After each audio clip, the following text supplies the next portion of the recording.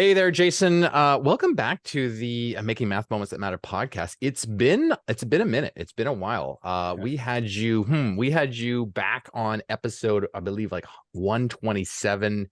By the time this airs, it's going to be over 100 episodes later. Woo! So that's a couple years worth of episodes. So folks, if you haven't listened to Jason's first episode 127, we encourage you to go back, listen to that.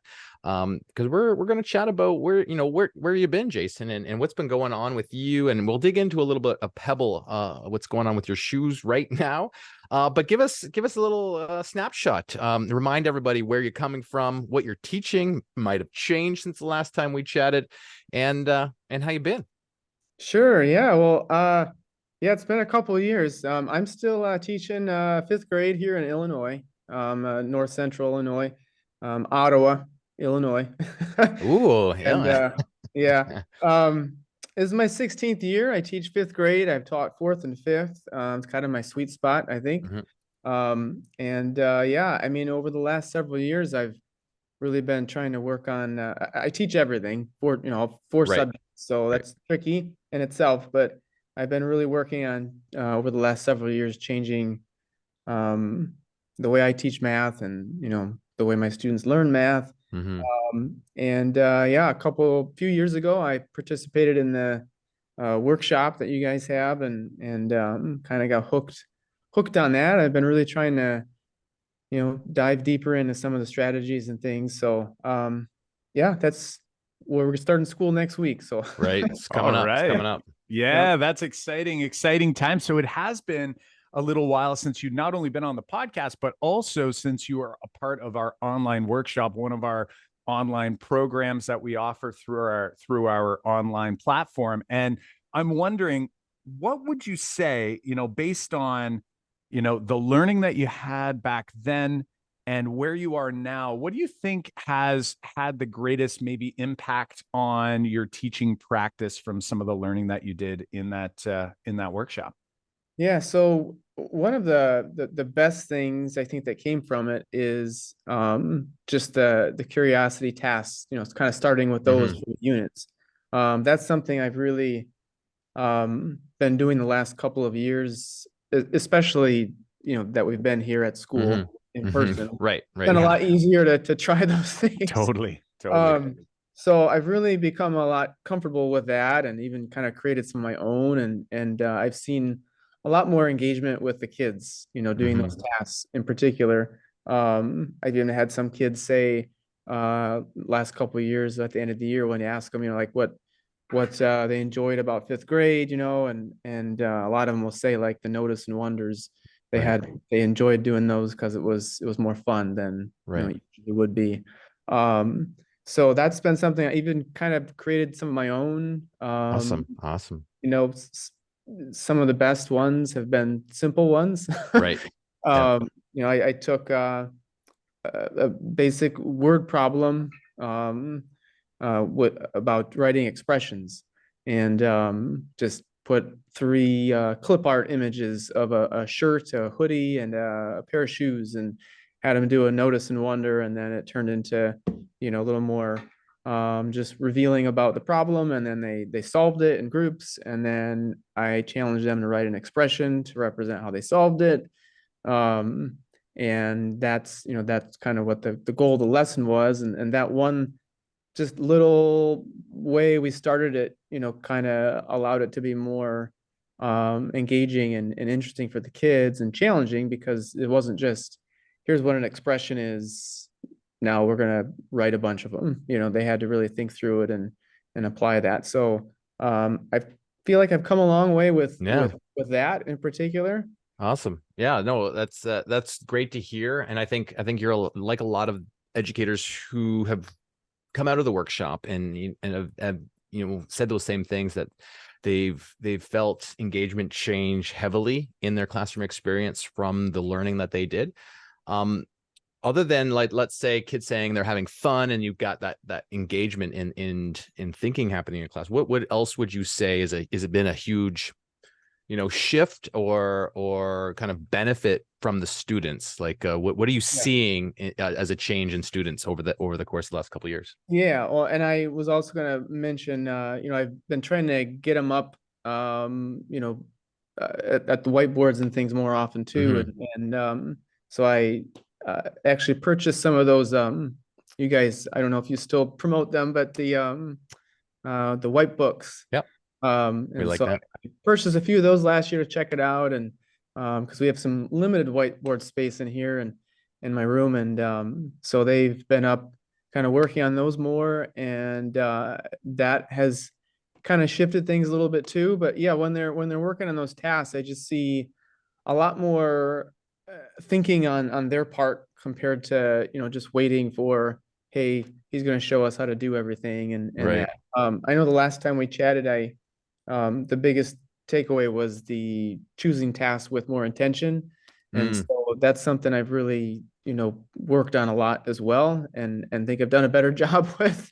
So instead of just, hey, there's this fun task I have that I found, Right. because it's going to be fun, it's going to be engaging. I'm really focused more on, choosing ones that the kids there's a purpose to it, and that Right. kids are, like, if I want to try to see something come out of this, what is it? And Right. so I've seen a lot more of that with them, and challenge them to do more of that thinking, and having that intention with the tasks. Yeah. On the intentionality, how do you feel like that focus in thinking about, every lesson you're thinking, okay, we're gonna do a curious task, we're gonna do a task where students are gonna be up at the walls thinking and doing mathematics.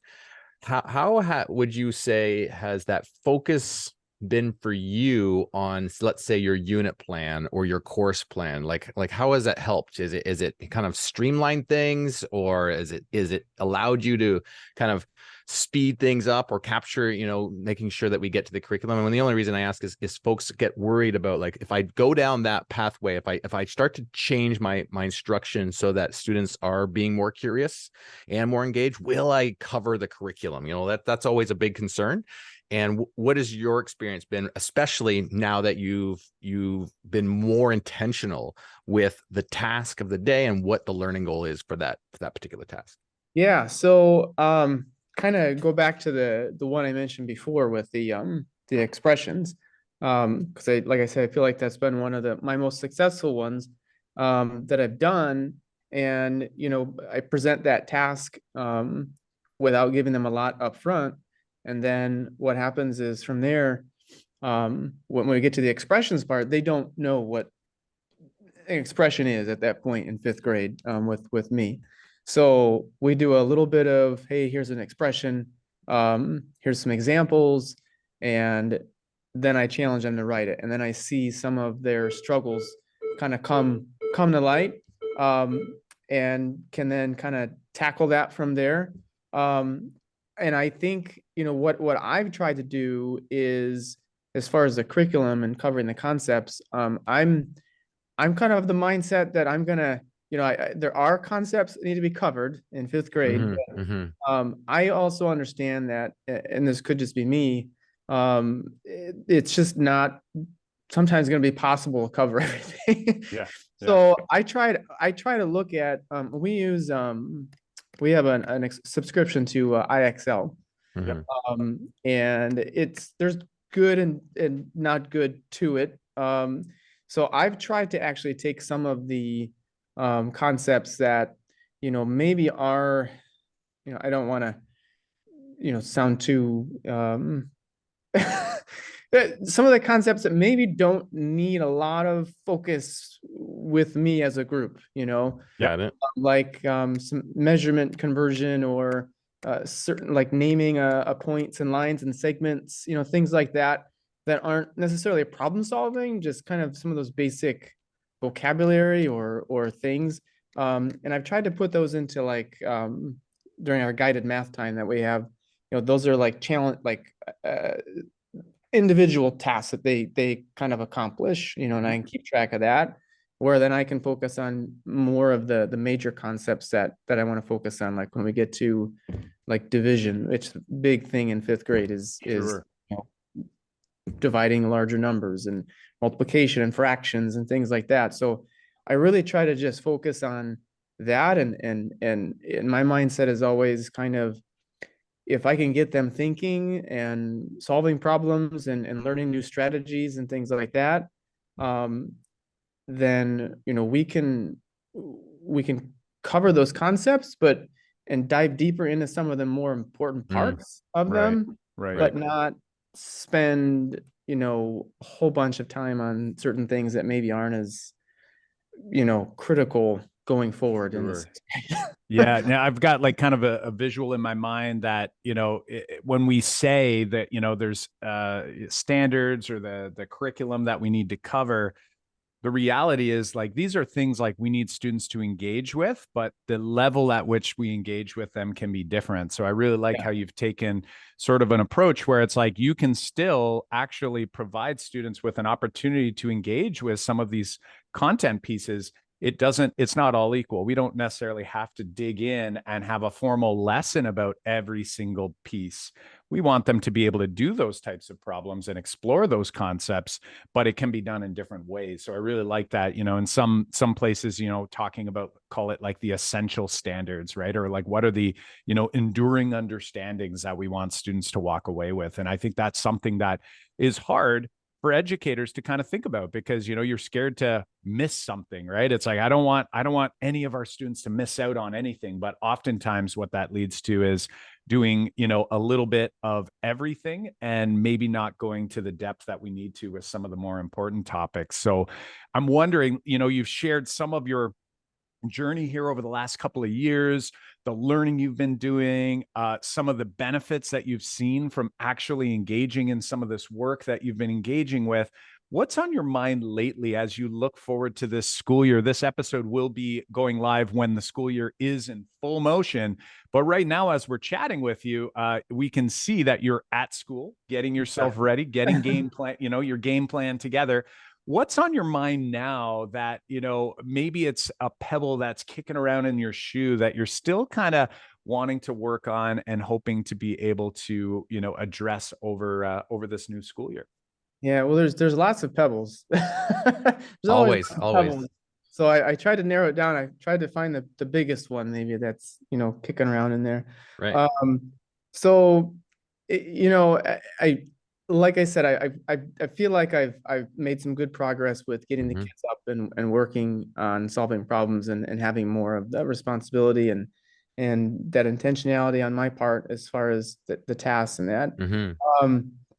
You know, the biggest thing I like every year I always come across is those kids that, and sometimes it's a lot of the kids because of where they come from, not having the background or the strategies that you hope that they have. So like that expressions task, for example, works great every time because, you know, the way I start it, you know, gives them all a chance to kind of dive right into it. And then when it comes to the expression part, it kind of clicks and makes sense in a way. But like, you know, when you're thinking about, okay, in this lesson, you know, maybe or in this task, maybe they're going to use maybe they're going to make a number line, or maybe they're going to make a model and that. But the reality is sometimes with my students is they don't naturally do that. Use the number line. They've never actually had a chance to make a model. They never, so sometimes you don't see anything kind of emerge. And I think, you know, there's those kids that, you know, they're a little more comfortable with math just in general, for whatever reason. And they have some of that maybe more number sense and things like that. And not afraid to come up with interesting ideas, but then, you know, they're working with somebody else who's like, I have no idea what's going on. So they let them do all the work, or they, you know, so I think, you know, what to do when strategies or, you know, that thinking is not emerging. And then kind of a thing that ties into that, kind of an offshoot pebble from that is then how to keep them engaged, especially during like the consolidation time when we come back together, and those same kids that maybe were lost, kind of quote lost you Yeah. know, the productive struggle are then also lost sometimes during that consolidation. They're not maybe paying attention. And then I feel like sometimes they're not getting, even though the intentionality is there and what I hoped, Yeah. you know, that sometimes like even after the lesson, they're still like, I don't know what's going on, you know, and they're Yeah. kind of holding back from participating and sharing Right. their ideas and things like that. So I think, you know, what to do when strategies don't emerge, and then you feel like you have to jump in and Got it. you know, Now, go ahead. Yeah. I was just gonna say, like, I think I'm hearing two. You know, you did articulate a few pebbles there, but when you say specifically, you know, when they're in the productive struggle stage. So this is like we've given the problem, we've got them into it, and now they're kind of trying to grapple with the mathematics or with the problem at hand. You're saying you're not seeing kids, are you saying that you're not seeing kids kind of, you know, show you maybe your purpose was like, I'm going to use this model and this strategy to go do this, but then no one is like showing you that, you know, an inkling of like that strategy, the model, or like you're like hoping that they come up with a number line, like you said, or an area model for a particular, you know, task, but they're not doing that. They're maybe just going straight to algorithms or that kind of thing. It's like, that's one image that I got in my mind. But another image I got in my mind from your pebble is that students aren't sure what to do at all, right? So it's like, I have no idea how to engage in this problem. And then another another one that I got an image from is that students can't maybe they're not engaging because they actually don't have the skill set, you know, like, oh, I you know, coming into 5th grade, I thought they would be good with this topic already. And it's clear they don't actually have that skill set in terms of, you know, preparedness for the content I thought I was going to teach. So is that like all three of those are what you're experiencing, or more one in particular? So it's more the last two that you mentioned. Like sometimes, you know, they come in without the skill set, and then also they don't know what to do Got with it. it all. Got it. And it's not necessarily based on the task. It's just, you know, as you guys know, and other teachers that are, you know, on your podcast know that, you know, the way that we're trying to, you know, what I'm trying to do is a struggle sometimes because they don't come from that Right. idea, you know, that Totally. mindset sometimes. And so like when you propose like a problem to solve, and so it's not necessarily like I'm looking for something in particular. Like the first thing you mentioned is more Yeah. like some of the kids just don't know what to do. They don't have strategies to pull from, you know. Right. It's a Right. division Now, problem. Like, go ahead. Sorry. no, these are all this is all good information to kind of dig down, and we always try to dig down into, say, what the real issue is, and we want to kind of uncover that for you here. So I'm thinking about say some possible, you know, next steps here for you, and I'm wondering, like, you said that this comes up every year, and I think every teacher who tries to do these strategies, this comes up every year for them as well. So I'm curious, what have you been doing so far when you encounter, say, this issue? So, hey, kids come in, I gave them a problem, and they're not grappling with it the way I thought, because they don't really have the skill set. They're not actually sure, you know, even how to get into this. And it's like, last year we didn't do any of this. So it's like, well, what am I supposed to do here? You know, like what am I expected to do here? So what have you done to kind of, you know, help this pebble already? Yeah, or maybe hunches, like you have any hunches of like what you might be able to, you know, kind of focus in on? So one of the things, you know, I do try to do at the beginning of the year is kind of I try my best to set a mindset of like, this is going to be a little different this year. Yeah. I try to start with a task at the beginning of the year, a problem that I know they're all going to kind of be successful with, but it kind of follows the path that we're going to go down throughout the year. So something I know they've done in 4th grade, I know they'll have some, you know, entry points at. So that does help kind of set that tone, I think.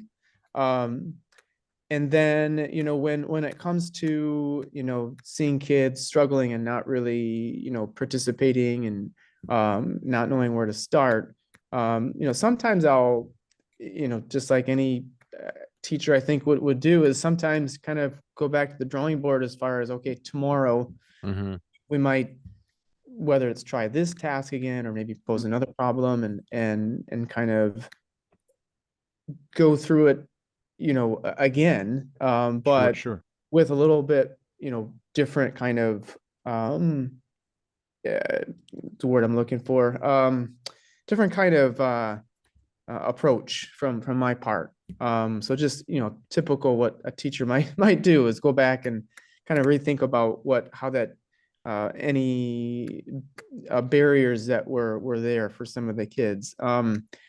I think, you know, in my mind as I'm thinking through this is, you know, there's always those kids who are able to jump in, like I mentioned. So it's not like a whole class thing.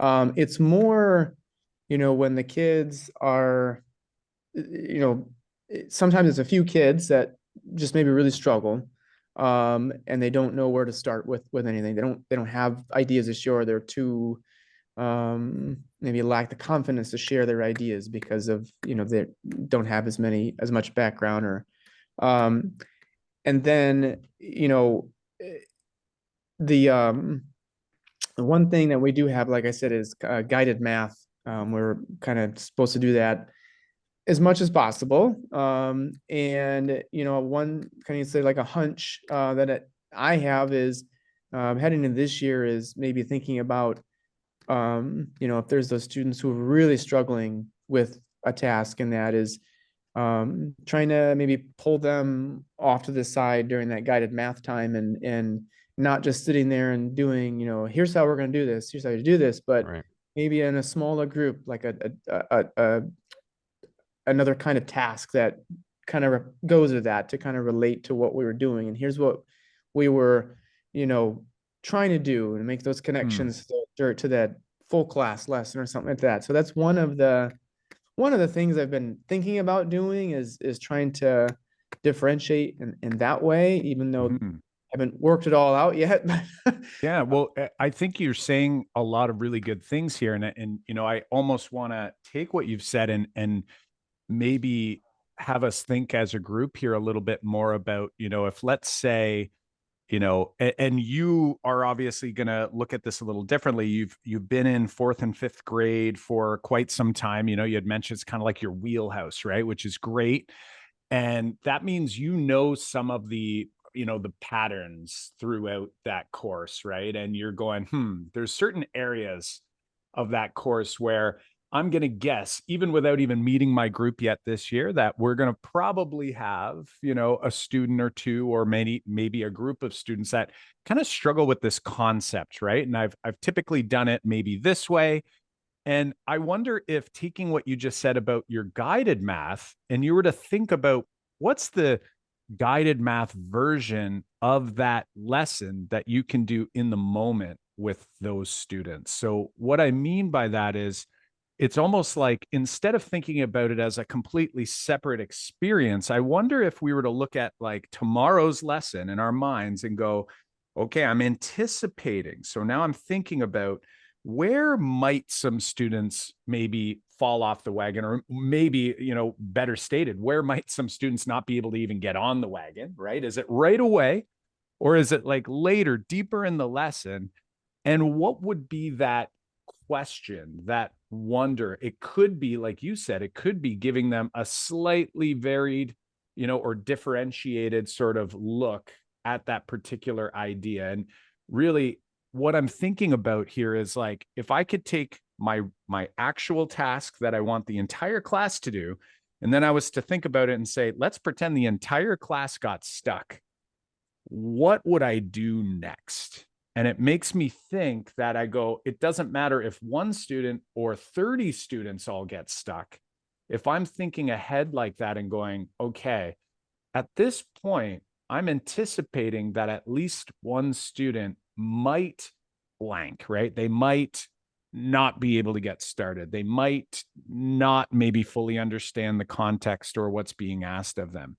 And if I was to kind of paint that picture in my mind of what that looks like and sounds like, that might position you so that when you go into that classroom, when that student does start struggling, that you're not necessarily, sort of like ad-libbing in the moment, which I remember doing for many, many years. Like I always felt like it was like an ad lib. It's almost like, aha, you did exactly what I thought you were going to do. You like hit this bump in the road, and I've got this little tiny next step question for you, right? Does it mean, changing the problem slightly for this student to help bring them back on board? Or does it mean just asking them a certain thing, asking them to draw it in a different way? But thinking about those key little moments might position you so that when those bumps do arise, you sort of have this, we'll call it like the magic, the tool in your back pocket to kind of come out and go, you know what? Like, what about this? And it's like you're asking that purposeful question at that time so that students might be able to go, get to the next step, and then you get to kind of continue roaming and come back to check on that student. So are you in your mind, I'm wondering, like, where is your head at there? Maybe you're already doing some of that work, but can you envision how some of that thinking, that anticipating, might be a way to sort of help yourself kind of in the moment deal with those students who are like, I'm not sure what to do, or they haven't started, or they, they're really struggling and spinning their wheels?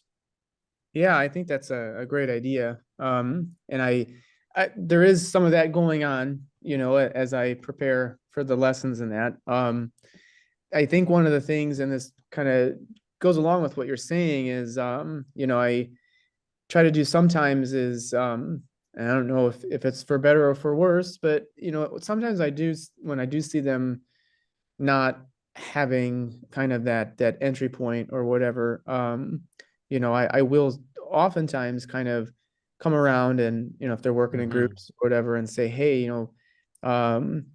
maybe you could try it this way, and not showing how to do it, but maybe like getting them like scaffold a little bit with a model or something like that. How about try to, draw this first, and then let them kind of go from there. So I do a little bit of that, but I do like what you said about kind of thinking ahead a little bit more sometimes with like some questions and things like that for that next step. And I got a couple of curiosities still kind of rattling around in my brain.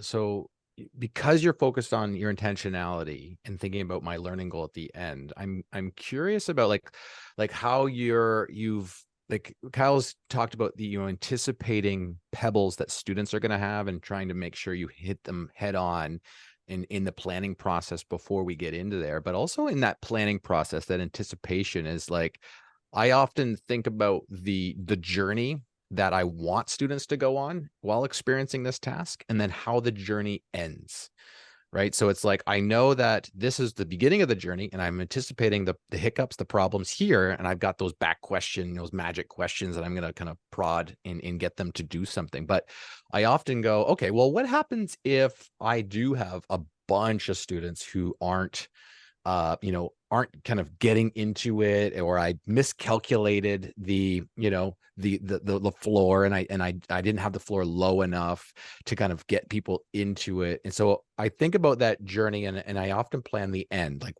when we get to the end, what are we doing to kind of tie things with a bow, right? Because we pick the task for the intentionality, and at the end, we want to make sure the learning goal comes out from the shared experience that students have been in. So, Jason, tell me a little bit about what, say, the ends of your lessons have looked like in the past, and then maybe that can help steer the ship a little bit to help with what we're doing in the middle to kind of like keep that journey going, so that we can still go, hey, you know what? Some students were struggling here, but we still modeled over here, and everyone's still coming out the other end with, that learning goal being very clear to everyone. Yeah. So, the way we have it set up, I've got about Less than, I would say about 70 minutes or so for Right. math each day. Yeah, that's about me. That's about me. So, and it's broken up into 2 class periods. So, part of my, struggle in the last couple of years is, having to try to balance okay, I've got to have the guided math, so that sometimes those lessons are pretty short. I kind of do the guided math, at least a few times a week. I try not to do it every day because sometimes I want just more time for like the whole group type of lesson. So during those whole group types of lessons, where we are doing some kind of task or whatever, in the end, my goal is to bring them back together, discuss certain strategies that I've seen that I think would be good ones to share. And then, I do think, to your point about like how that lesson ends, usually my goal is to try to make connections between, a couple of those strategies that they used, and try to bring out like what we were trying to get out of that lesson that day. But sometimes it carries over to the next day. Yeah. And then I do feel like, it carries over, and then, we might have to kind of restart just a little bit because they are 5th graders, it's high school. So sometimes there is that, effect. And in my mind, like, I know one of the things that I also continue to work on is trying to make sure that when we do wrap up, whether it is that day or that the next day, that next lesson before we move on, is really trying to get them to move in from that to move to a little bit of, independent practice with it. And I actually listened to one of the podcasts that was on recently that you did about someone who was struggling with balancing individual and group work. Right. And that was actually one of my pebbles, but since the podcast happened with that, I changed it a little bit. Awesome. But I did kind of from there, I really liked the idea of,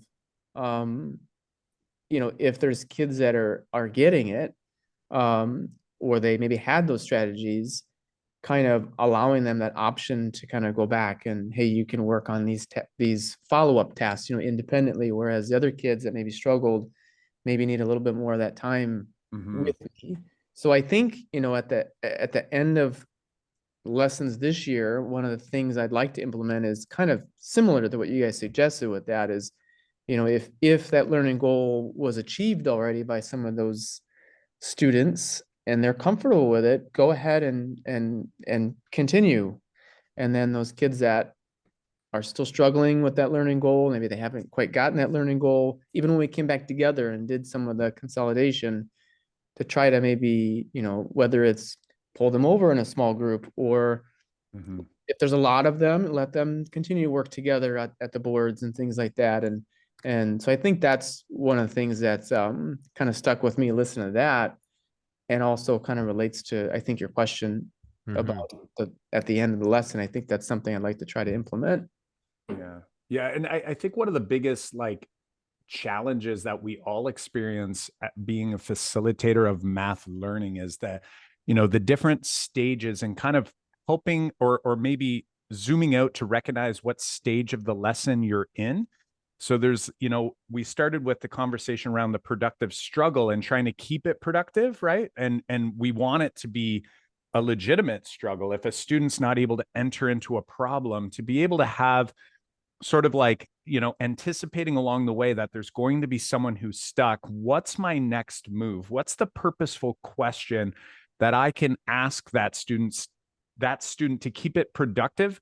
Not necessarily with the goal. And this is hard for us to recognize, that it's possible that at the end, before I'm ready to consolidate, or before we allow students to maybe do a gallery walk and share with each other, we may not have all students at the exact same place, right? And that's a part that I think is hard for us to accept. But the reality is, we know coming in to every lesson that there's some students at different places in the journey. So it would seem logical that by the end of the productive struggle phase in my lesson, that I might not have every single student at the exact same spot. But what we may have, and what I want to keep it at, is as productive as possible so that all students have entered into the task. Some students are finished the task and they're already making connections and extending, like you're saying. But when I bring them back together at the consolidation, it's almost like if you were to look at that phase as the opportunity for the students to grapple with the idea. And then when we come back to consolidate, this is where I'm just going to be 100% as explicit as I can be to make sure that all students now see a path to get them to from here where we started, which is like a problem. I'm not sure, where do I begin, to an end goal here, the big idea, the strategy or strategies, and the model that we're trying to reveal. And it's okay. And this is like a permission that we have to give ourselves. It's okay if not every student was able to get there themselves by the consolidation point. And this is an area that I think it took me a very long time to come to that realization. I wanted every student to be 100% successful with the problem.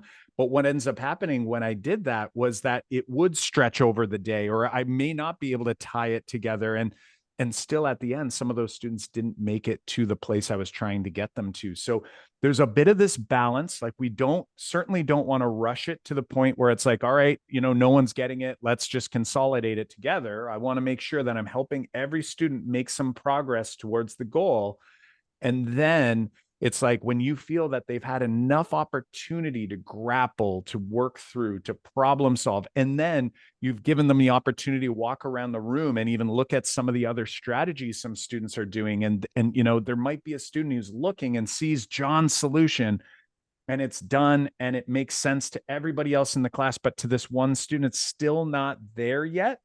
That might still indicate, hey, this might still be the time that we're going to have to consolidate this as a group. And then now in my mind, I'm going, oh, there's my 3 students that I have for my guided, right? So when we break and we go, okay, here's your consolidation prompts, and everyone's going to go over there, and I'm going to go and sit with maybe those 3 students to, again, reiterate, have that next task that may even lower the floor just a little bit further from the initial task to make sure that they're making some headway in that area. And ultimately, at the end of the day, it's like it's a really tough job to be doing in the moment, to like really recognize, where am I in the lesson progression?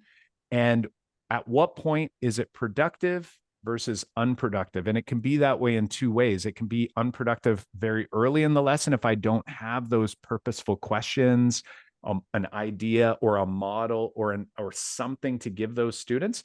But it can also be very unproductive if they're just spinning wheels and like they've been grappling, and that's not very helpful either. So it's finding that balance. And the sad reality is there's no like, it's not like I can set the timer in my pocket. Like, after 5 minutes, Right, we're going to call it quits. It's, every day is going to be different. And there's like this, this sort of just this feel that you get in the classroom, and you can sort of start seeing, and the goal isn't necessarily for them to all be 100% successful on the task. It was to give them the opportunity to grapple, and maybe even the curiosity or the thirst for the math. Right. And now it's like, now you get to be the magician and go, ta-da, look at this.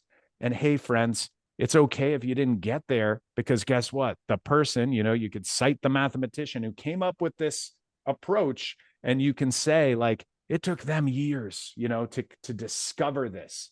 And I only gave you 10 minutes to grapple with it. Right. But we're going to dig into it. Do you see why it works? Do you see how this makes sense? And I wonder, let's try a different problem together. And then, hey, you go and let's see if you can apply this to a different scenario, a different context, and we can grow from here. Yeah. I like what you said about, it's okay if you don't understand it. And I always try to encourage that with my kids too, is, if we have to wrap things up for the moment and move on to tomorrow, or I'll say to them, it's okay if you don't get it right now. Right. We'll get there at some point, and sometimes, they might believe me and maybe not. Yeah. Like we'll get there, and I'll even say to them and try and encourage them, like, I know some of you don't get it. I can see it. You can see it in their faces, Yep. So I think, I like everything you said about, kind of pinpointing those kids as they're working. That's something I really like to do more of this year, is try to, and it's hard, there's no doubt about it. It is a fine balance, of trying to, keep moving those kids forward that are ready, and then to try to keep working with those kids that aren't ready for it either. And sometimes, I think too, as you were talking, a lot of times I try to encourage the kids that during the process, it's okay if you don't get it. And sometimes I'll even ask them, like, if you're still struggling, it's okay. And, Right. let's go work on something, and sometimes that works. And sometimes there's those kids who are, they're understanding, like, I'm not getting this right now. And there's other kids who maybe, they're a little more like, oh, I don't want to say I don't understand it or whatever. Yeah. So Yeah. I like what you said about. Yeah, it sounds like you have some good next steps to think about with your focus on what that happens during that lesson. And I think you said that out loud here. And I liked how you just said that, because sometimes it's like, it's okay to struggle, and telling kids it's okay that you're still struggling. Like, the struggle is really important. It's really what you do next. Once you've identified, like, this is the metacognition skill we need to help our students with, right? It is thinking about struggle is really important for you. And when you recognize that you're struggling, the next and most important thing is, what do you do next, right? Like, do you just quit, or do you just cross your arms? Do you not say anything, or do you, like, ask or talk it through? Like, these are the skills that we as math teachers kind of, like, take for granted and miss. And focusing on that is really helpful for students to continue that, hey, like what you said, this mindset at the beginning of the year is really important. We're going to be struggling throughout the year with different tasks. It's really the most important thing is, what do we do once we realize we're struggling?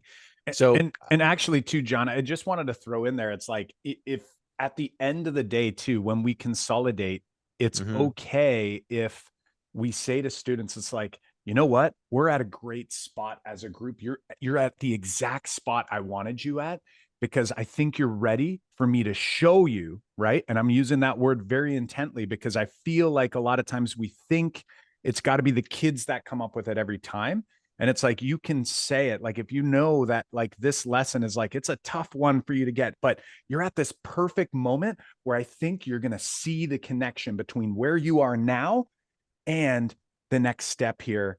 And boom, like, now it's like, here's the big moment that we can share. And it's like, and I'm going to share that with you here today, because, I am a teacher. I'm allowed to do that too. It doesn't always have to emerge from the students. So I think getting comfortable with that, and just how we approach it when that happens, it's not, I used to think it's like, wow, you all got stuck and you didn't get there, like, I used to think of that as a bad thing. Like, now I look in and go, wow, there's some amazing ideas here, and I want to build off of this idea and this idea. And I want you to tell me if you can see your thinking in what I'm about to do through this, this strategy over here. And sometimes that experience can be like, it's like, oh, and you're like, hey, I just wanted to cut, like, a couple hours of work out of your way, like, are you okay if I do that for you? Because, like, I could let you go all day if you want, but do you want me to, like, help you see it? Because I think you're ready for it. You ready for it?